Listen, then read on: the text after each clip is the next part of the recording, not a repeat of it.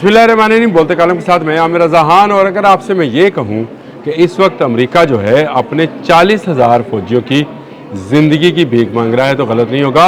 Mark Rubio का एक बयान जो है आज इंटरनेशनल मीडिया की जीनत बना और उन्होंने कहा कि मिडल ईस्ट के अंदर उसके 40,000 के करीब फ़ौजी जो है वो तैनात है और उनकी ज़िंदगियों को ख़तरा है एक ऐसे मिज़ाइल सिस्टम से जो कि ना सिर्फ इसराइल को तबाह कर सकता है बल्कि उसको इंटरसेप्ट नहीं किया जा सकता है।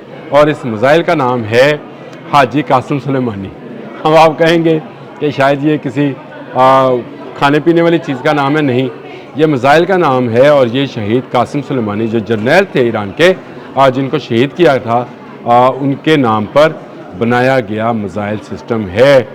इस सिस्टम के अंदर बहुत सारी ऐसी सलाहियतें मौजूद हैं जिसको रोकना जो है इनके बस की बात नज़र नहीं आती है। ये बैलिस्टिक मिज़ाइल सिस्टम इसका मैं बताता हूँ कि इसकी रेंज जो है ये तकरीबन 1600 किलोमीटर है और ये इजराइल, तुर्की, रशिया, इंडिया के बहुत सारे इलाके तक जो है मार कर सकता है। यानी पूरा आपका जो मिडल ईस्ट है और फिर अफ्रीका तक, इजिप्ट तक इसकी जो है रेंज बताई जाती है।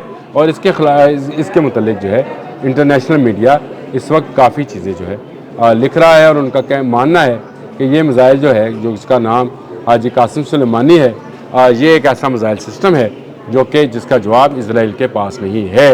और ये जो मैंने एक व्लॉग में बात भी की थी कि नेतन्याहू डोनाल्ड ट्रंप से इसी मिज़ाइल सिस्टम को रोकने के लिए बात करने वाले हैं कि इस मिज़ाइल सिस्टम की टेक्नोलॉजी को रोका जाए। लेकिन क्या किया जाए, ईरान अपनी टेक्नोलॉजी को, ईरान अपने जो सरप्राइज़ बॉक्सेस हैं उनको बहुत तेज़ी के साथ खोल रहा है। इसीलिए आज BBC ने भी ये रिपोर्ट किया कि ईरान के पास अमेरिका का मुकाबला करने के लिए कौन सा ऐसा हथियार है जिससे अमेरिका और इसराइल जो हैं खौफज़दा हैं। और उसमें द नंबर 1 जो है बैलिस्टिक मिज़ाइल उसको हाज कासिम सुलेमानी बताया गया है।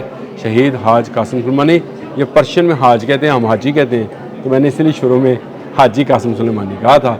तो ये शहीद हाजी कासिम सुलेमानी के नाम पर बनाया जाने वाला मिज़ाइल सिस्टम है जिसकी मैंने रेंज आपको बता दी और मार्क 12 तक इसकी स्पीड है। यानी आवाज़ से 12 गुना रफ्तार के साथ ये मिज़ाइल ट्रैवल करता है और 2 पार्ट्स में तकसीम हो जाता है। यानी इसकी एक पार्ट जो है इसको लेकर जब चलता है तो दूसरा पार्ट जो है वो उसके पीछे पीछे है, लेकिन अचानक एक पार्ट जो है अलग हो जाता है और ये मनूवेबल भी है, यानी ये अपना रास्ता भी बदल लेता है। मार्क 12 की स्पीड जो है आवाज़ से 12 गुना रफ्तार, कौन सा आयरन डूम है जो इसको रोक सकेगा। देखें ये जो मिज़ाइल है, ये जो बैलिस्टिक मिज़ाइल है जिसको हाइपरसोनिक मिज़ाइल कहना चाहिए, ये मिज़ाइल सिस्टम जो है 500 kg जो है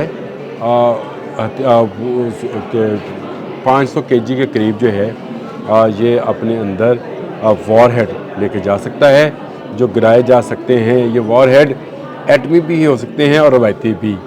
मैं जो अटका था वो इसलिए कि मैं इसको एटमी कहूँ या ना कहूँ। देखें, अगर ईरान ने एटमी क़ुव्वत हासिल कर ली है और उसके पास एटमी टेक्नोलॉजी है जिसका खदशा है अमेरिका को, इसलिए अभी तक हमला नहीं हुआ कि शायद उनके पास एटमी वॉरहेड मौजूद है। यूरेनियम अफज़ुर्दा कर चुका, इसकी तस्दीक ना सिर्फ अमेरिकन ने की, यूरोपियंस ने की, रशिया ने भी की कि इन्होंने यूरेनियम अफज़ुर्दा कर लिया। अब इन्होंने सिर्फ अपने मिज़ाइल प्रोग्राम के अंदर ये जो है सिस्टम या वॉरहेड जो है एटमी वॉरहेड उसको नस्ब करना है और उसको चला देना है। और ये मनूवरेबल यानी मूवेबल प्लेटफॉर्म से लॉन्च किया जाने वाला मिज़ाइल सिस्टम है जिसको बचाया भी जा सकता है। यानी ये एक जगह से ज़मीन में या अर्थ लॉन्च सिस्टम से नहीं चलता, लॉन्चर से नहीं चलता। ट्रक माउंटेड, बहुत बड़े ट्रक हैं लेकिन उन पर माउंटेड ये मिज़ाइल सिस्टम है जिसकी वजह से इसको तेज़ी के साथ इसकी जगह तब्दील की जा सकती है।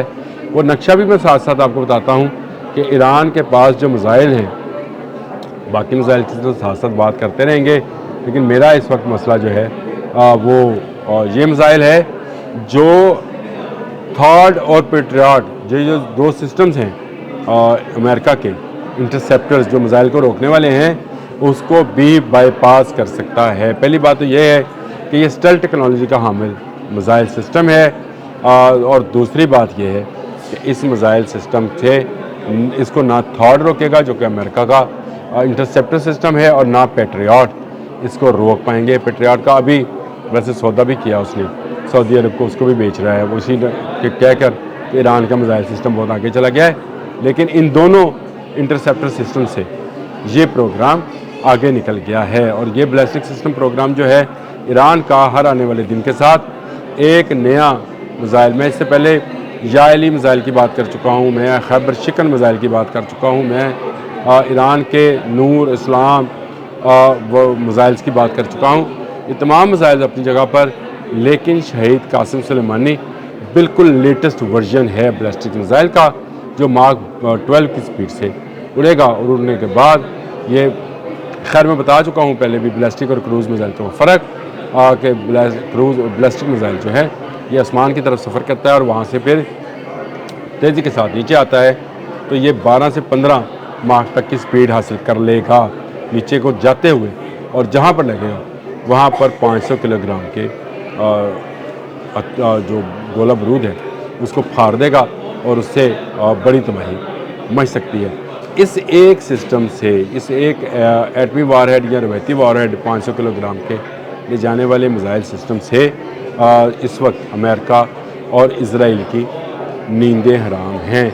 और ऐसे ही नेतन्याहू ने ये नहीं कहा कि अगले हफ्ते मैं अमेरिका जा रहा हूँ, जहाँ पर जाकर इस मिसाइल प्रोग्राम के हवाले से बात करूँगा, जिसमें हर आने वाले दिन के साथ नई तब्दीली देखने में आ रही है।